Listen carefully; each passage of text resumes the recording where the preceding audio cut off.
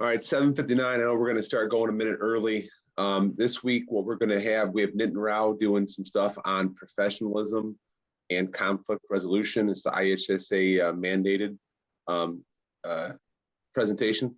And then I have a topic on mechanics. It's not your traditional mechanics. I'm going to choose probably 10 to 12 plays to cover that look at mechanics through a couple different situations. But starting off, last week we went through the first 10 questions on the IHSA one exam. What I'm going to do right now is launch the poll for the next 5 questions. So I'm doing this a little differently here. You're going to get all 5 questions at a time for 11 through 15. Okay. So if you'd like to, I would love if we can get half of the people here to participate in answering questions 11 through 15. I'll give us about 2 or 3 minutes. So if you have your IHSA test readily available, you can do that. Steve, I'm making you co-host. Sorry, I haven't made you co-host yet.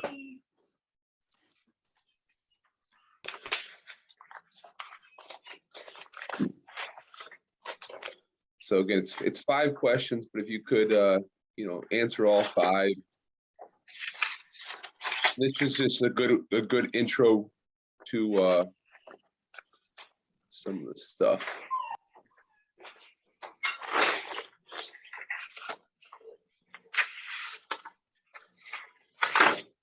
And then when you're done at the very end of the poll, you'll just hit submit, as well as making sure you put your name and your ID number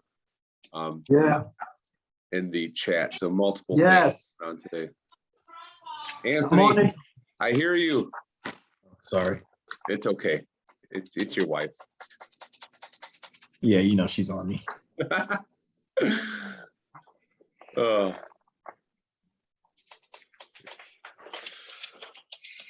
Again, for right now, again, I want to start the first 3 minutes just looking at these 5 questions.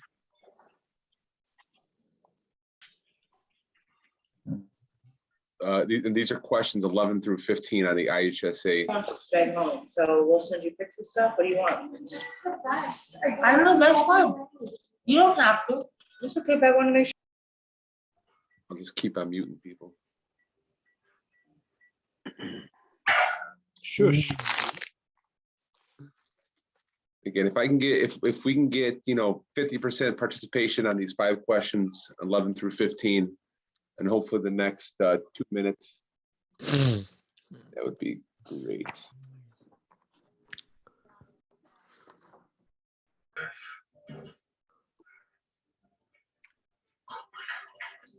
Two, 21.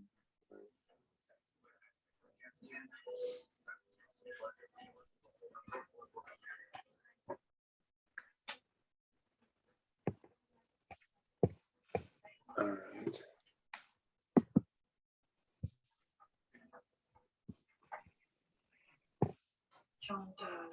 What was the topic last week? I even forgot. What was the? Oh, pregame. Yeah, pregame. Yes, my name's Andrea Stewart, and I'm calling from the LA Cobra Research Center. I'd like to speak with Captain O'Malley, please. All right. Somebody's watching Hard to Kill.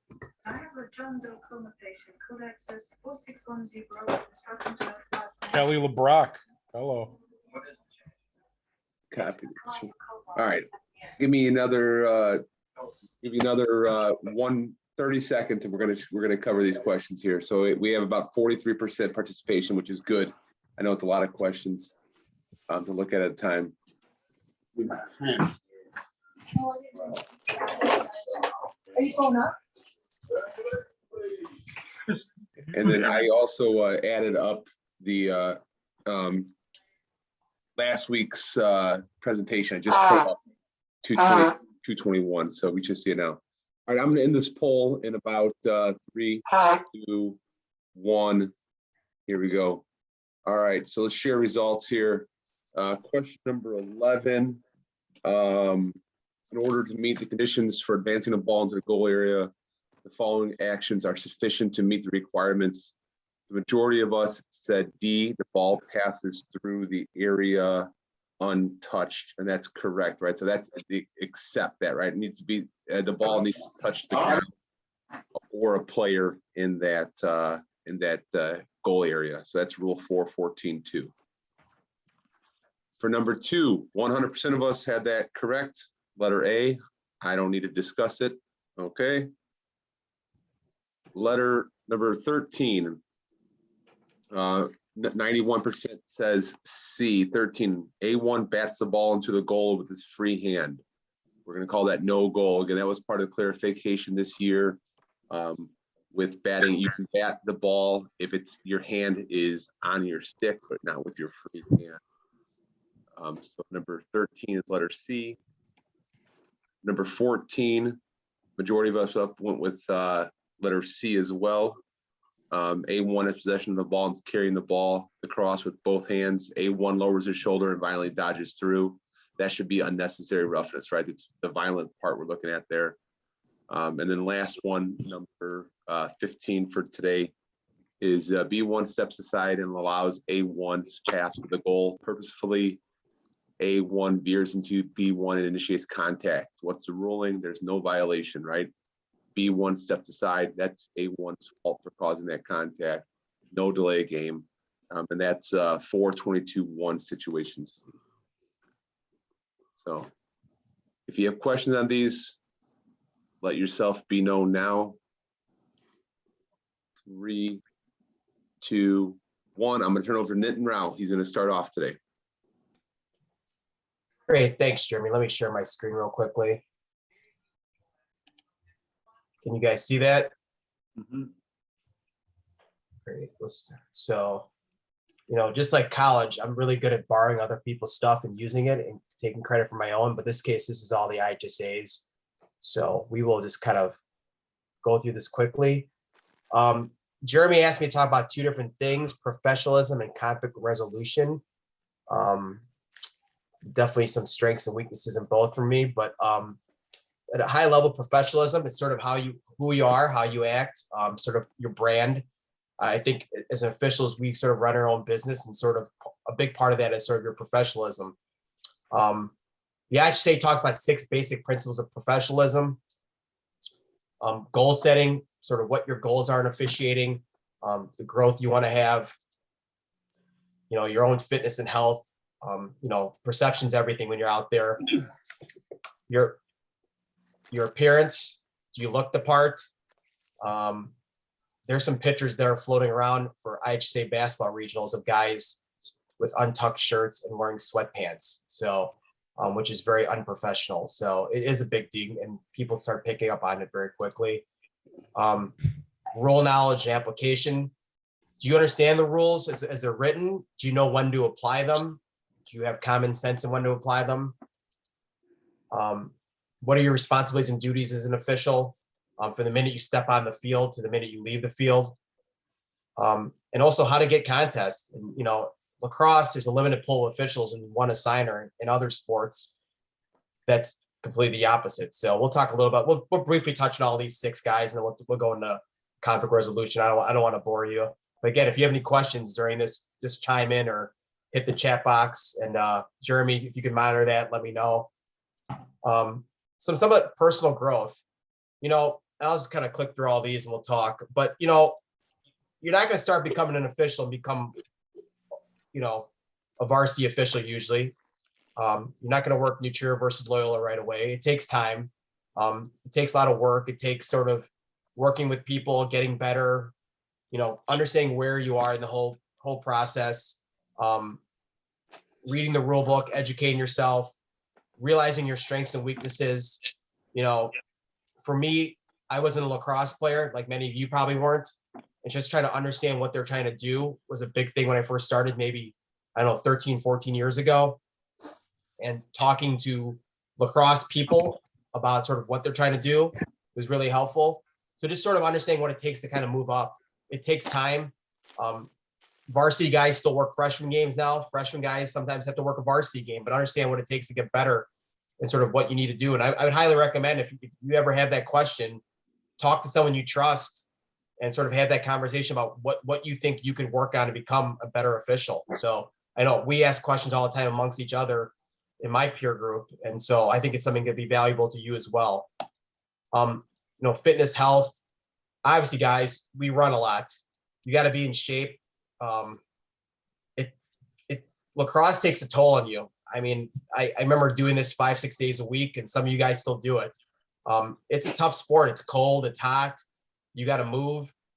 Being in shape is a big deal, and anything you do to get in better shape, I think was only obviously good for your overall health, but good for your lacrosse body as well. The less pounds you keep on you, that's less pounding and wear and tear in your body, and that's in any sport you officiate, with the exception of maybe volleyball, because you're on a stand and you don't move as much. But in other sports, you need to move and be active. So just do what you can to be in shape, and taking a look at yourself. I go to camps all the time myself, and they tell me to lose 5 or 10 pounds, and I think I'm in pretty decent shape. So it's all what it is, guys. So it's just perception is everything, which I think will kind of transition to the next point. Your appearance, looking the part, your first impressions are critical. When you walk on that field for the first time, and you have two teams you've never seen, that coach is going to make a first impression of you, good or bad. Does this guy look the part? Does this guy or girl look the part? Do they look like they fit in?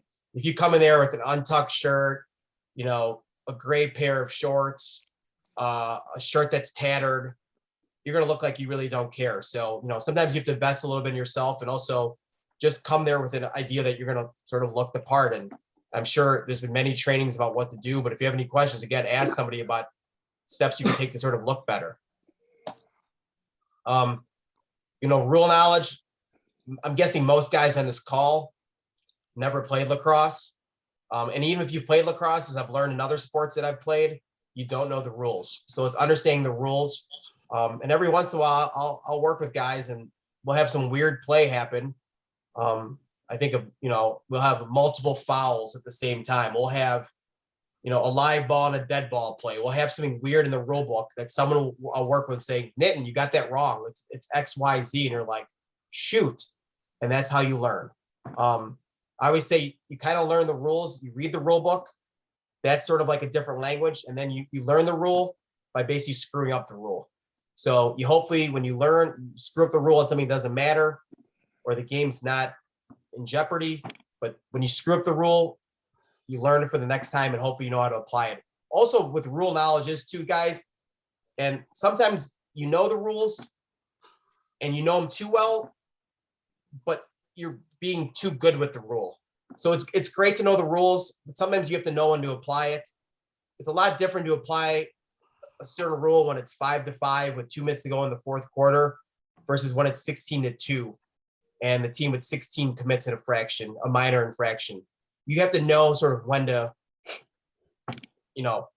call it by the book, and when to sort of shy away from the book a little bit. And some might disagree with me, but that's just my personal view on sort of the rules. But knowing the rules and having an understanding of sort of how it fits into the big picture is critical in sort of progressing to officiating. And you can always study Tom Cummings Part 1 and Part 2 exams, which are tougher than a college exam. So they'll get you ready to go as well. Your responsibilities and duties, understand sort of why you're there. Understand sort of when you come to what your role is in the game. Someone told me once, officials are a necessary evil to the game. Coaches don't necessarily love you. Some respect you, some don't. Players don't necessarily love you, but they don't think about how important you are until there's none of you. So you just have to understand where you fit into the game.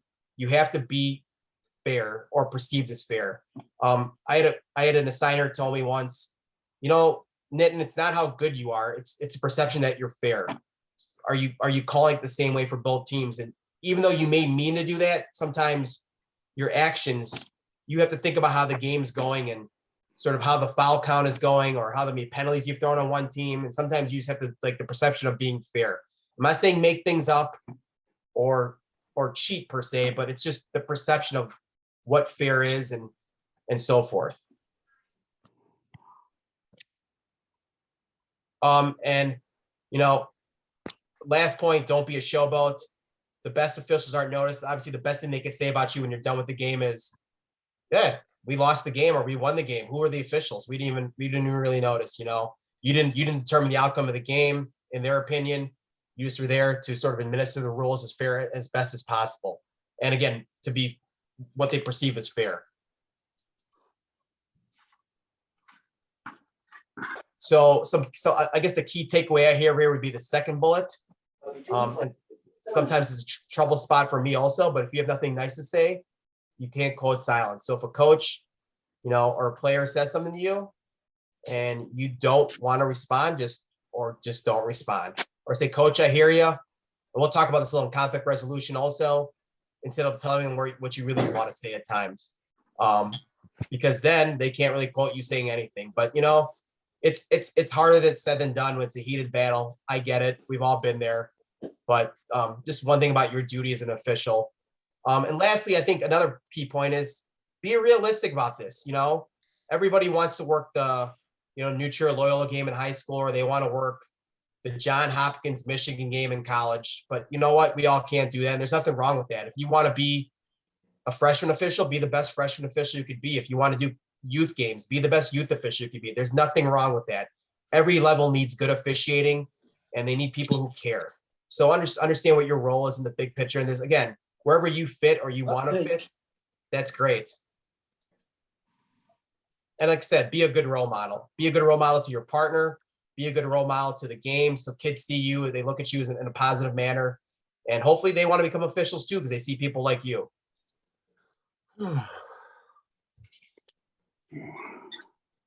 All this stuff we've kind of talked about. You know, when you're on a field, I'll say this too. You may hate your partner. And some of you, you know, like we don't all get along, we don't all see eye to eye. But on the field, that's your only friend. Those two teams, they don't care for you. They may respect you again, but the minute things go bad, they will turn on you. The fans will definitely turn on you. We all know that. The only person that should be in your team is your partner. And you and your partner should work together to sort of have that collaborative relationship. If I have a partner and my partner makes what I think is a terrible call, I'm not going to go to the coach and say, Coach, you know what? I agree with you. That call sucked. I'll say, Coach, you know what? He saw it one way. You should talk to him and ask him what he saw. Your job's not to sort of rat your partner out, even if you think it's a terrible call. Now, if it's a rule, if they misapplied a rule, then I'd say go talk to your partner about sort of the rule and what your understanding of it is. But if it's a judgment call, guys, you have to stand by your partner regardless. And just say, hey, you know what, Coach, talk to him. I can't answer for him what he saw, but just, you know, talk to him. On the field, you two are the only two together. And then, you know, contracting contests. This is dealing with John Vetters of the world. You know, when you send stuff an arbiter, accept it promptly as you can. You know, honor your contract. If you have to get off with John, John's a very reasonable human being. Just give him as much notice as you can. I assign a few things in life. If you call me at 4 o'clock for a 5 o'clock game and it could be avoided, that would be much appreciated, because these guys are trying to find people too to cover the game. It's not, you know, in lacrosse, there's not many officials either, and they need as much advance notice as you can. Be prompt. Guys, try to show up in the field 15, 20 minutes before, at least for a lower level game, ideally about 30 minutes ahead for a varsity game. You know, talk to your partner ahead of time, text, email, whatever the case is. Just, you know, plan on being there in time. I know there's Chicago traffic. It sucks. I live in the city of Chicago. Getting to the suburbs sucks. Plan accordingly. All right. Sometimes things will happen where you show up 3 minutes before the game. But you know what? Make that the exception, not the rule. You know, in officiating, just do what you're supposed to do. Put your head down. Do the best you can. Don't ask for favors. You know, talk to your assignment chairman about if you want better games. See what you have to do. But don't expect them to put you on a game just because you want a game. It's their job too to put the best officials on the right games. So just keep working and your time will come. And like I said, you guys, this is a business, and it never really hit me when I was young, when I was getting, you know, $53 checks here and a $60 check. But the longer you do this, you have to file taxes like everybody else does. You got to do all your stuff. You know, you got to work in a certain place. Don't double book yourself. Don't triple book yourself. Don't look for the best deal. Just do what's best. You know, if you don't want to go somewhere, decline the game right away. If you think it's too far, if you were a plumber and I lived in Chicago and they said, hey, you want a job in Lake Geneva, I'd probably say no. And officiating too, at times you might have to say no, but just say no right away. If you could help out, great. But I understand it's a business. Run it like a business. Again, this is just dealing with John in Southern Illinois, guys, and Western Illinois. A lot of times the schools assign games. Up here in Chicagoland, we have assigners. Just deal with John, work with John directly, contact him as needed. Contact Scott or one of the other guys that work for John, Steve Eccleberry and so forth. Let them know you can't make the game. They're working diligently to find somebody. The earlier notice you get, the better off they all are. We understand people have families, they have school, they have life, they have jobs. Things come up, but just give as much advance notice as you possibly can. And every contest you work is important, whether it's a freshman B game at New Trier or a varsity game at whatever, Neuqua Valley. It's all important to those kids. They deserve your best effort every night. If you can't give them your best effort, I would say you probably shouldn't be doing this much longer. And then, basically a creed for officials, which I'd say, basically, guys, just do the best you can, learn, take constructive criticism, honor your contracts, give it your best effort, and understand where you fit into the whole situation. And there's some more stuff that the IHSA wants you to think. I'm not going to go read through every one of these, but just kind of hits on the 5 or 6 subjects we talked about, sort of following what it takes to become an official. And that's all I had for professionalism. Before I move on to conflict resolution, Jeremy, if you want me to, anybody have any questions? Again, didn't cover a lot of good stuff. Some stuff that D-Ray covered last week, pregame, some stuff from Better Talk in the past, right? Remember, treat yourself like a professional. Make sure, again, you're compensated for what you do. Unfortunately, we're not compensated great for what we do, but treat yourself like a professional. If it's something that's not worth your time, make sure that everybody knows that. You can move on from there. So, Nitin, I'm good for how long conflicts can last you for? Yeah, I could skip through it, guys. Hold on, I'll go through a few slides. I know I don't want to keep people because you guys have other things to do with your life. So we got a couple more things, but you're good. Yeah, go ahead and run through, hit the high points. You're good. Okay, guys, every game you're gonna have conflicts. You're gonna have people there that are wackos. You're gonna have people who don't like your calls. You're gonna have players who are, who screw up a game. You're gonna have coaches who are just not reasonable human beings. Some places get it, some places don't. You're gonna have to learn how to deal with these people. Okay, you have to understand the conflict. What's being done, how to how you're gonna have your own way of handling it. Some people use humor, some people shout back, some people are quiet. You're gonna have to find what works for you to deal with conflict resolution. What is conflict? We all know this, right? You make a call, coach objects your call, coach is on the field screaming at you. Player mouths off to you after a no call, whatever the case is. 2 players are getting into it with each other, and you have to somehow diffuse that. There's all sorts of conflict in every game. Fans screaming at you during the game. You go on and on with all sorts of conflict. You guys understand what conflict is, so we don't need a thing. Is it pre-existing? Does this coach hate me because of before? Is it spontaneous reaction to a no call or a late hit that you didn't call? Is it cumulative response over a whole game? Conflict, you have to be able to identify it, find ways to work through it. You have tools to work through it. Try to be a reasonable human being at first. Coach, I hear you. Coach, I see what you're saying, coach. I didn't see it that way, but maybe I missed it. Sometimes you say, maybe I missed it. Sometimes coach, I hear you. Coach, I'll talk to my partner about it. Sometimes coach won't stop. Coach, that's enough. You have to give the fist, the hand to give the stop sign, And if it keeps persisting, I'm sure Tom Cummings has talked about the 4 steps. You take the ball away from them with a conduct. You flag them for a conduct when it's a dead ball or when they don't have the ball. You flag them for an unsportsmanlike for a minute, and then if it gets to the point where you flag them again, it's 3 minutes, they're ejected in high school. So you have ways to sort of deal with this. You know, there's informal, there's formal, you know, conflict, some things in resolving conflict. You know, sometimes that old saying goes, you know, was it God gives you 2 ears and 1 mouth for a reason. Sometimes you just need to listen, let the coach vent a little bit. If it's not, you know, sometimes you have to be flexible with the coach. Sometimes, you know, sometimes you have to yell back at them. Some coaches they want to be just heard. Other coaches don't want to be heard at all. You know, you just stay away from them. Everybody's a little bit different. Sometimes you have to, you know, have a willingness to change also. Sometimes you have to admit you're wrong. And sometimes that quells it. Sometimes, you know, hey coach, you know what? I hear you, but we just disagree, and you just move on. So some tips are for maintaining, you know, for good listening skills. Like I said, the second bullet, let them finish sometimes. Just let them talk and then respond, you know. The ability to adapt and be flexible.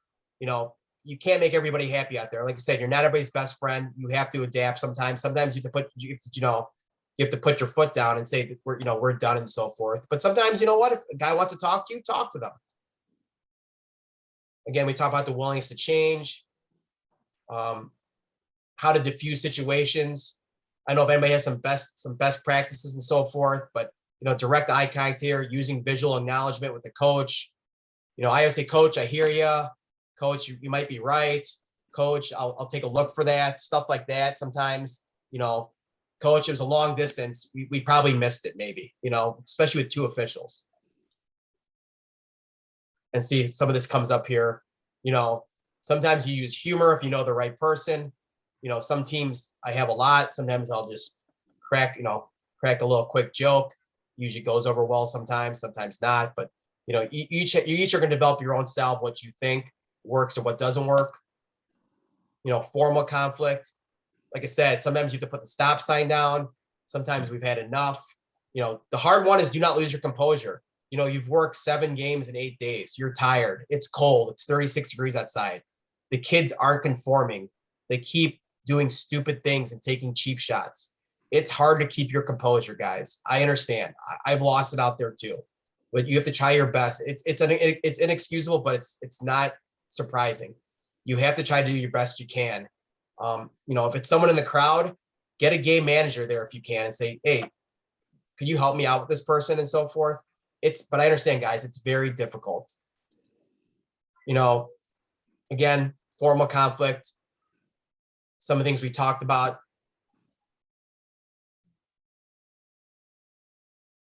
Here's a big one. If you're in error, make the change. Coach, you know what? I missed that slash. I turned my head for a second, or I just didn't think that was a slash, but you might be right. Just, you know, admitting you could be wrong is huge, because we're human and most coaches get that. You know, those kids turn the ball over 25 times a game. They take bad shots. They do dumb things. They go off sides. You know what? We're allowed to make an error too. So sometimes just letting the coach know that makes a huge difference.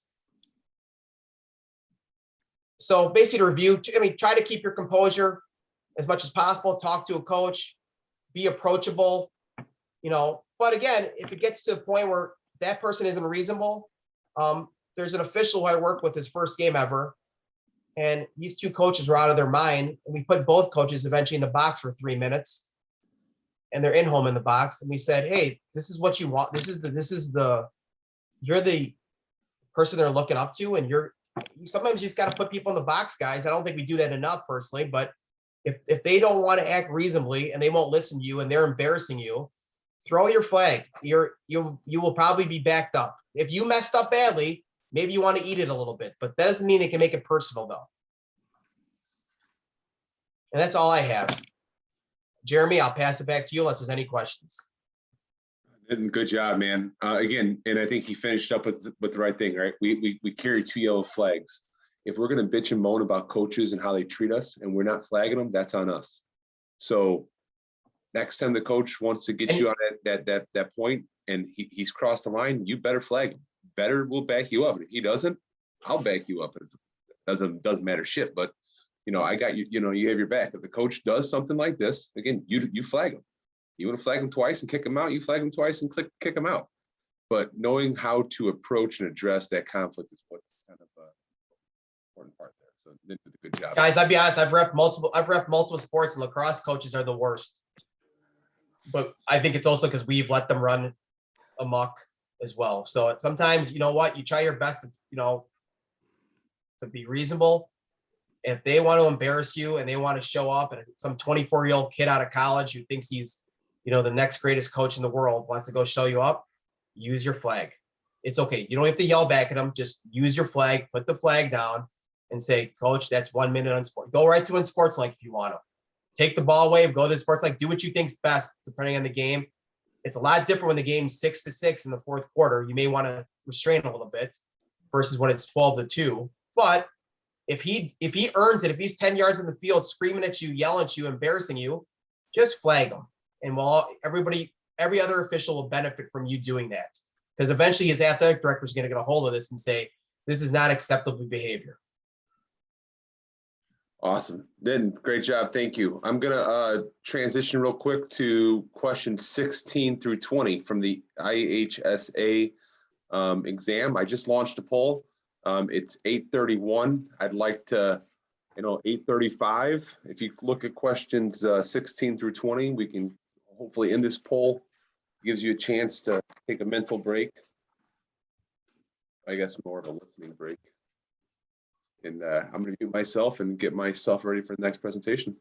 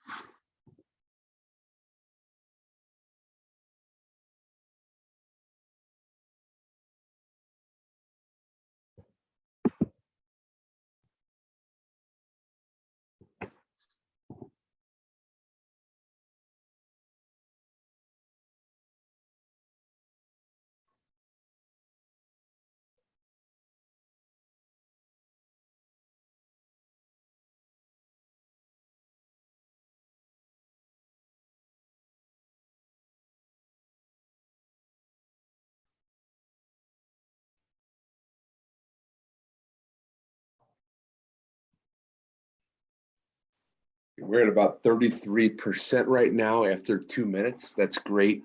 Once we get to maybe 55, 60%, I'll stop the poll.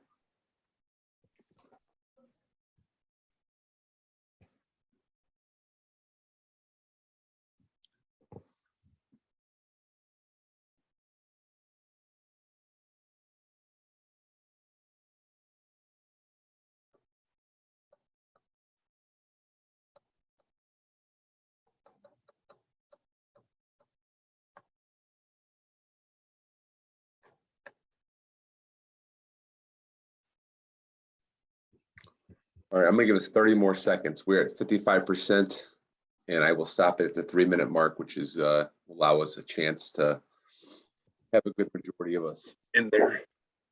And we have a few people that might not have a IHSA account yet, maybe new officials, but this exam will be due by March 15th, I believe is the date. All right, I'm gonna go ahead and stop this here. You got 75%, and let's share the results. Question number 16 talks about a non-releasable penalty for body checks against a defenseless player. All three, A, B, and C, are all examples of defenseless players. The blind side, a player who is vulnerable because of positioning, and also this year, a body checking a player on the ground. It's always been illegal. This year is now a defenseless player. So those are all 2 to 3 minute non-releasable penalties. So letter D, question 16, which 93% of us agreed on. Question 17, Coach is on the field and the coach contacts the referee and obstructs play. 1 to 3 minute releasable penalty. That is that was something that was covered today in level 1 as well. It's a releasable penalty, which is kind of a big deal with that. Number 18, A1 comes to the center, take a face off, and he has tape on the throat of the head. What's the correct ruling, right? It's a technical foul on A. You know, the stick can stay in the game, no time penalty. It's just we're awarding the ball to B. Remember, you cannot take face off with tape on the head. Number 19, find the, this one has a couple different situations here. Good. Find the illegal restart situation for number 19. 63% of us chose letter A.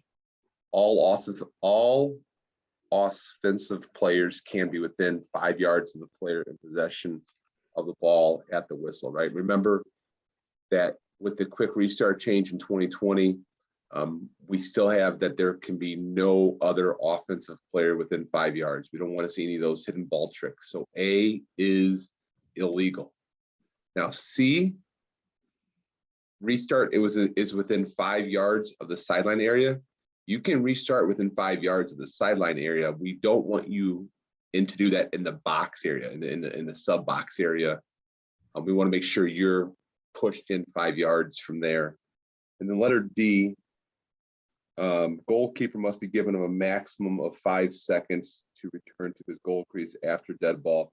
And that is true. So that would be a legal one, not illegal. So I had number 19 kind of circled myself as far as some of the wording on it, but I believe letter A is the correct answer for 19. And last but not least, number 20, all the above with restarts here for 20. Are there any questions with questions 16 through 20? Jeremy, just to confirm, 18 is D, David? 18 is D, David. Okay. Thanks. Correct. And I have rule 175 for that. Jeremy, can I add something there? Yes, sir. I think one of the things we want to look at when we look at the question number 17. Okay, so the coach on the field is a releasable on sportsmanlike conduct, right? So if he gets 2 of those in a game, he is not ejected because it's releasable.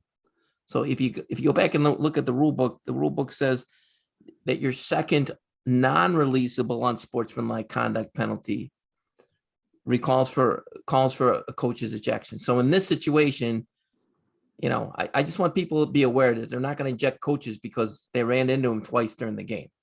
Thanks for clarifying that. Okay. Excellent. All right, this next, I do have 5 more at the end of today if you want to stick around. The next set we're going to head into is mechanics, and this mechanics is going to be a little different. Instead of me going through just traditional 2- and 3-man positioning, what you're looking at, I chose about 10 plays that I've noticed from, oops, sorry, let me do a new share here. All right, here we go. There we go. Got about 10 plays I want to share just for us to look at and have some discussion about what you're looking at. I will post the USA Lacrosse mechanics manual on there, but first one, as I pop it up over here, is going to deal with counting and when to start our 10-second count. So so we have a face-off going on over here. And looks like White knocks it back. Ball's still loose. Ball's still loose. La, la, la, la, la. All right, looks like that long pole's getting ready to pick it up. We have possession in the attack, right? We're starting the 10-second count. You're going to notice down here, the official is starting his 10-second count. Does a great job, right? Ball becomes loose. The 10-second count continues. Gets knocked over, right? Not over and back yet. but the 10-second count is still continuing, right? That's one of the things we want to make sure we continue that 10-second count and failure to advance. So I thought that was a good spot of counting mechanics by the trail official here. So good job of starting it when it was possession in the offensive half of the field and continuing it even though the ball was loose and went back to the defensive half of the field. Something that some of us might get a little bit confused on at times. Going back to clearing and counting. In this situation here, this is something that I think, I don't know what's the right answer. This is a 2-man game. In a 3-man game, we have somebody on the single side. And I know my screen looks a little jacked up here. So we have a 20-second clear count on now for white trying to clear. And my question is going to be, again, as soon as that ball breaks the plane of the midfield line, the clear count is satisfied. They don't have to have possession, right? They don't need to have possession going over. The ball needs to go over. So in a 2-man game, right about here, okay, we have the trail who's behind. He was in great position. There was a pass there. But the new lead is now want to stay at 1 zone above. So as this play progresses and we have the 20-second count on, how can we tell if the ball crossed the midfield line? So let's watch this a little bit here. White's still trying to clear. Ball becomes loose again. Ball becomes loose again. And it was just as we go forward a little bit, the ball is right here at about the 49-yard line. If that ball crosses over the midline, is our clear count satisfied? Yes or no? Yes. I see some It thumbs up. crosses over, yes. Yeah, as soon as the ball. So in a 2-man game, then how are we going to communicate to each other that the ball right here is crossed over? And who's going to see this in a 2-man game?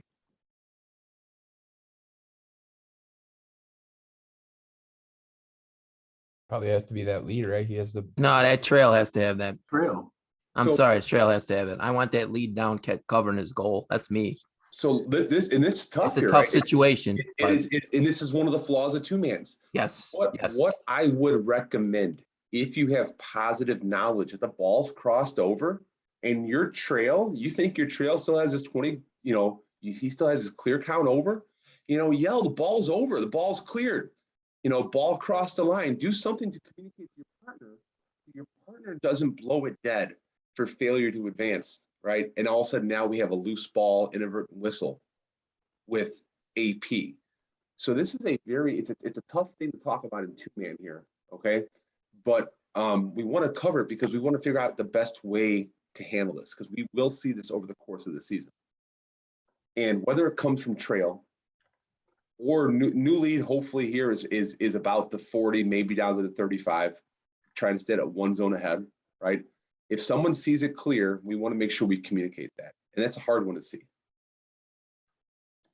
So just a thought on this, since the new lead is taking the 10-second count, there's really nothing wrong with the current trail to look to the lead to see if he's giving the signal first, his arm swing to show he's got a count of 1 to get to 10. But you got the That might ball's be loose. helpful. He's not going to have a 10 The issue second. is the ball's loose, right? That 10, as soon as a loose ball passes over, the 20-second count is satisfied, but it's not going to 10 seconds count. It's not going to start until we have possession on the offensive half of the field.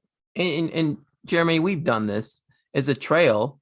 Once he gets over, I might yell to my lead, I got the count. I got the count. Okay. So that trail can actually take that first count into the box, depending on the situation. It's some type of communication. We need to communicate. We need to have some type of communication that allows us to know that the 20-second count is now over, though. Right.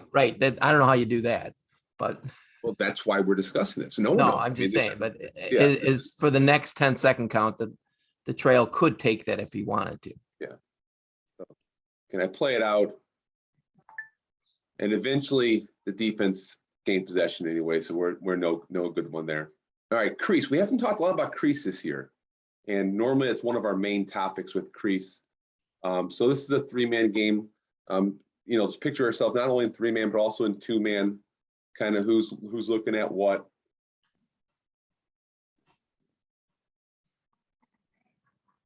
I'm trying to play it in slow motion a little bit here, so hopefully it doesn't get as buffered. We're looking at this action right over here. I'll pass it back a little bit. So we have the shot being released. It looks like blue is still he's not in the crease yet, right? We have some action in the back over here. So when we have this play at crease, what's going through our minds?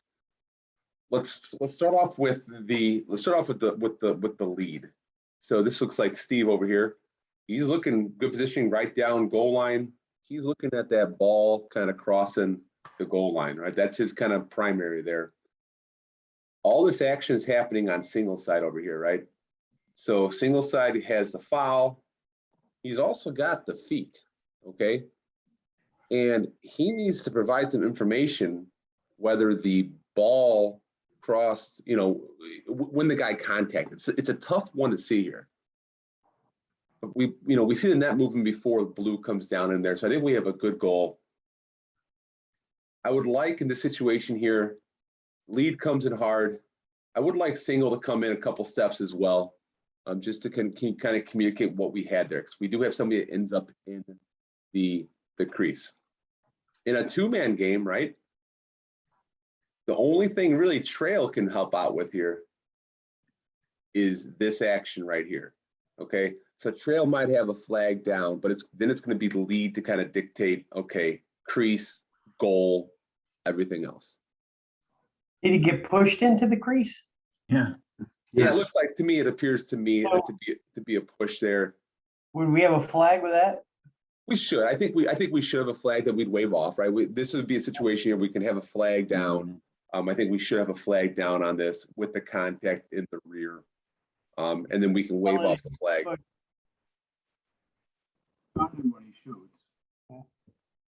I Sorry.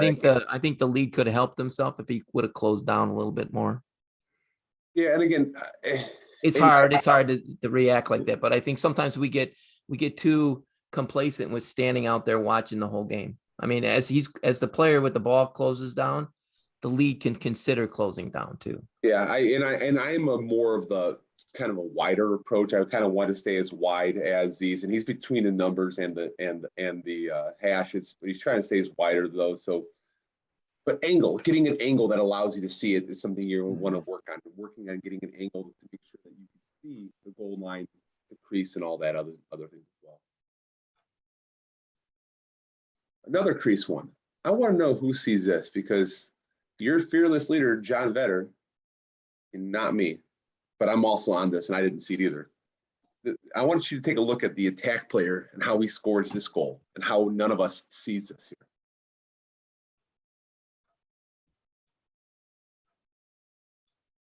See right there, that attack player scores that goal.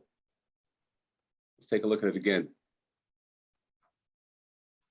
Boom. See, everybody see that attack player in the back of the net there? Yeah, did you see him get pushed? Oh, no, you know what we have? We have crease violation on the attack player here. Yeah, I got a foul on White for pushing him back. Oh, yeah, I think everybody and their mother except the lead and the single side. All right, single side, if you take a look over here, he's looking up at shooter probably a step too long. Shooter's not threatened anymore. Okay, so if I go back a step here, you can see the build. That's when you need your trail to help you there, right? Talked about that last week. It's a hard thing to see, right? Because in a 3-man game, your trail's looking, he's looking in this area over here, but he's thinking, how the hell does your lead and your single not pick this action up right here, right? Well, lead is looking at goalie making the save, right? He's looking at goalie making the save, making sure the loose ball doesn't ricochet back in, okay? And as the lead's looking there, okay, I'm catching the tail end of this. I all of a sudden, I see this guy in there. I don't know how he got there. I have a crease violation. This is where trail needs to step up. And it's That's a a, real subtle push too in the back, you know what I mean? yeah, You can't really it's an tell. unusual situation here, but it's enough. And again, we see this thrusting over here, Oh, pushing the games guy in under there. the net. Somebody needs, Okay, not subtle, sorry. well, you know what, for what The it's worth, lead, the lead official is a legend. He is a legend, a one of a kind official.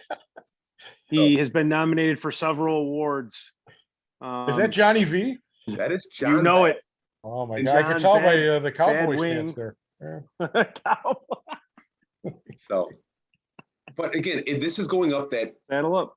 this is so blatantly obvious, but the two closest guys don't see this. Someone needs to come and save the crew. You know, this is something that the trail needs to be able to see. And, you know, afterwards, I can go buy them a beer and say, thank you for saving me, because you saved us.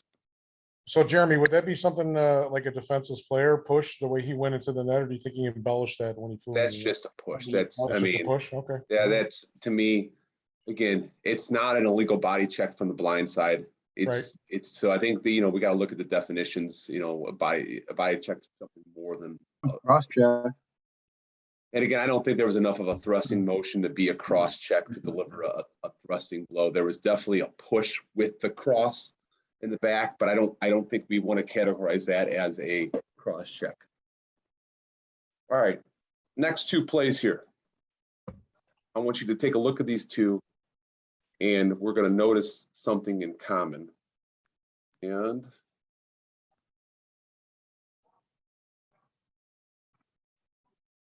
all right. Shorts and long sleeves. It was kind of chilly. So we have a loose ball going over here towards the sideline. And did anybody see what the red who's on attack, what he does? Flash.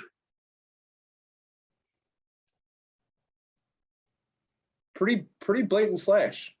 I mean, wasn't even near the stick. You know, you'll take a look at the coach up here in a second. He sees it. He's going to go ballistic. But my question is, how come he sees it and not the single side? I'm right here. I'm looking right there. How come I didn't see that? And I'm going to show you one more here in a similar situation with another similar foul.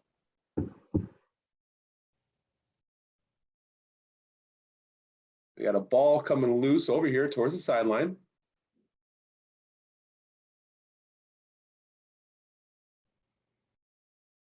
And look at blue. Ooh. You got this hit. Yeah. Ooh, yeah, that's a cross check, body check to the head. That's 2 minutes full-time penalty. And we just give the ball to White. How come Vinny didn't see that one? And there's a common trend right there. If I stop this here, the common trend is, I'm gonna stop my video real quick, is we were both looking at the ball. And Vetter will tell you this, right? The ball doesn't commit a foul, the players do. Knowing how the ball is going where it's going to go will help you, right? But you don't need to watch the ball, all right? Watch the players. They're the ones that are going to commit the foul, okay? So make sure we cover that with mechanically, right? Watching players, going back to basics. Don't need to watch the ball, okay? All right. Let me take a look at, I'm going to show maybe one more. I thought this was just a good one with some crease action, made a good decision. Okay. We have a shot, nice stave. Another ricochet, another shot. Lands in the crease, lead comes in, no goal, does a hell of a sell, sells it, good to go. But just a second early, right? That goalie just went a second early. Make sure, let's put it back, okay? We're going to put them all the way back over there.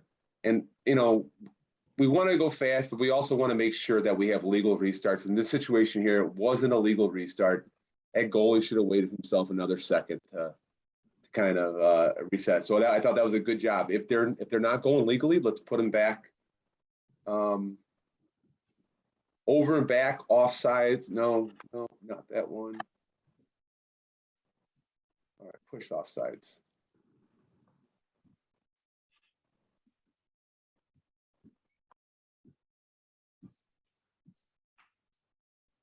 Sorry, there we go. All right, so we got a ball coming back towards the midfield line, and we know this in 3-man, right? In 3-man, Trail is worrying about over and back, okay? He's gonna need help from the single side, so the single really should be busting himself up here, and the single can help out with push as well. But in this situation here, right, we'll notice here is we have yellow going off sides right here. Was there a push? And to me, we want to make sure we can visually see a push here. But mechanically, right, Trail getting back, looking at this area, okay, he's worried about the ball crossing for over back. He's worried about offsides.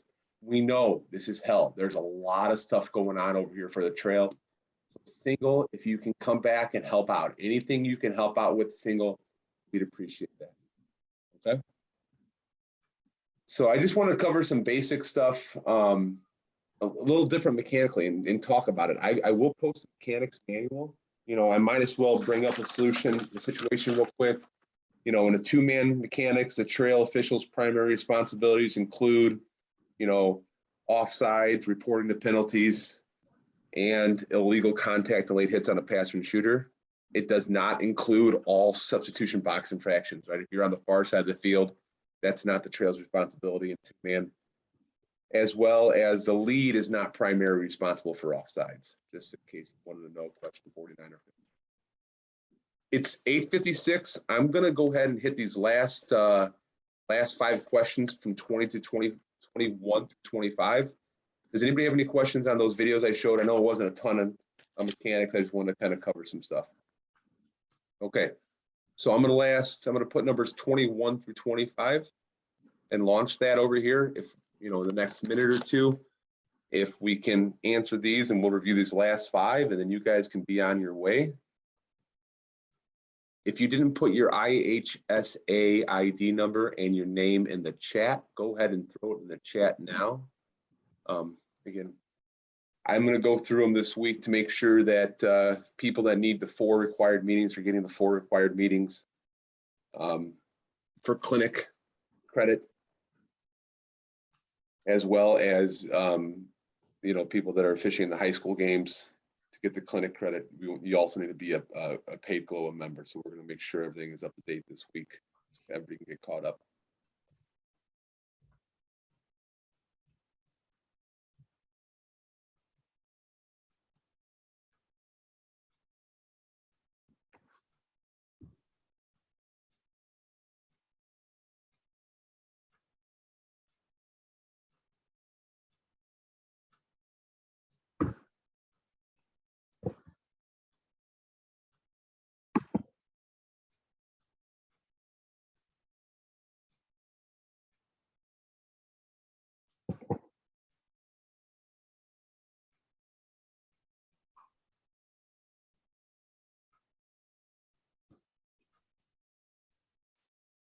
We're at about 30% of the participants who have answered. Again, once we get to about 55 or 60%, I'll stop the share and go over the results.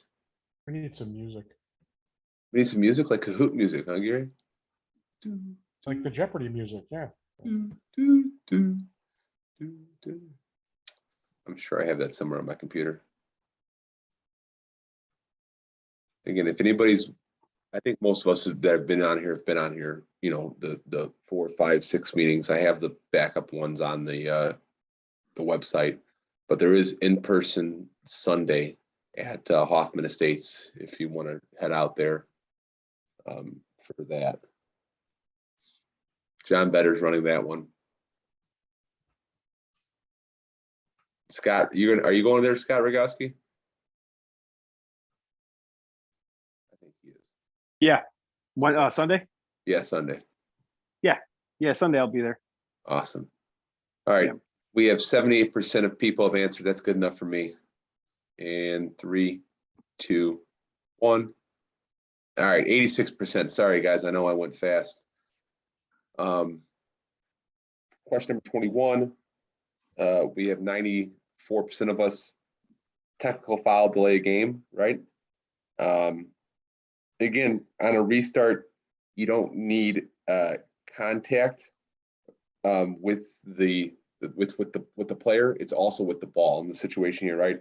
He's within 5 yards and he contacts the ball on the restart. That's 4-22-1 situation B.